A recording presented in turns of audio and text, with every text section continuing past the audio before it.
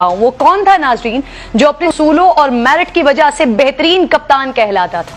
وہ کون تھا جو حق بات کہنے کے لیے ساری دنیا میں مسلم امہ کا کیس دلیری سے لڑتا تھا؟ وہ کون تھا جو ہمیں اخلاقیات کا درس دیتا تھا؟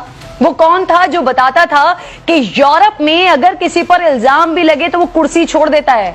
وہ کون تھا جو کہتا تھا کہ اگر اس کے خلاف 10 لوگ بھی کھڑے ہو جائیں نا تو وہ استعفیٰ دے کر گھر چلا جائے گا؟ دعوے دار اور دھوکے باز ہزار ہوتے ہیں لیکن حقیقی لیڈر سالوں میں نہیں صدیوں میں پیدا ہوتے ہیں۔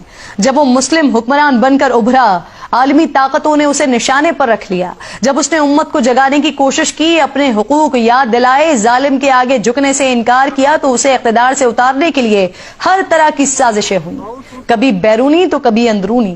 مگر لیڈر وہی ہے جو حق بات کہہ کر اس پر ڈٹ جائے، چاہے اس کے بدلے اسے اپنی جان ہی کیوں نہ گوانی پڑ جائے۔ اور کچھ ایسا ہی ہوا۔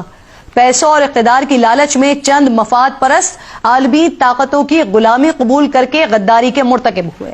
ایک نڈر اور بہادر لیڈر کو موت کی نیند سلانے کا پلان بنایا گیا۔ اس بہادر لیڈر کا قصور صرف اتنا تھا کہ وہ اپنی ریاست کو آزاد رکھنا چاہتا تھا۔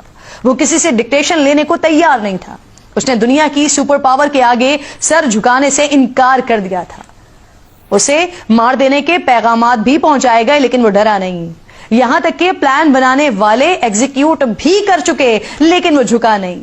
وہ ریاست اور اپنے خلاف ہونے والی بیرونی چالوں کو ناکام بناتا رہا، اپنی قوم کو جگاتا رہا اور غلامی کسی صورت بھی قبول نہ کرنے کا اعلان سر عام کرتا رہا۔ رفتہ رفتہ اس کا نعرہ عوام میں مقبول ہوتا چلا گیا۔ دیکھتے ہی دیکھتے اس کی ہمت اور جرأت کی کہانیاں سارے زمانے میں گونجنے لگیں۔ شاید وہ اس سے پہلے کبھی اتنا مقبول نہیں تھا جتنا دشمن کی سازش اور اندرونی غداری نے اسے کر دیا تھا۔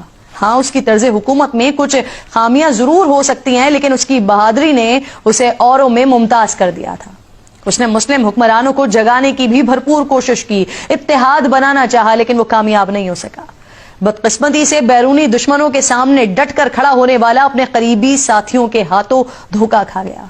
اس کے ساتھ بھی وہی ہوا جو اکثر حق پر چلنے والوں کے ساتھ ہوا کرتا ہے، وہ شہید ہو گیا۔ دنیا اس بہادر کو ٹیپو سلطان کے نام سے یاد کرتی ہے جس نے گیدڑ کی 100 سالہ زندگی پر شیر کی ایک دن کی زندگی کو ترجیح دی۔ آج اس عظیم بہادر لیڈر کا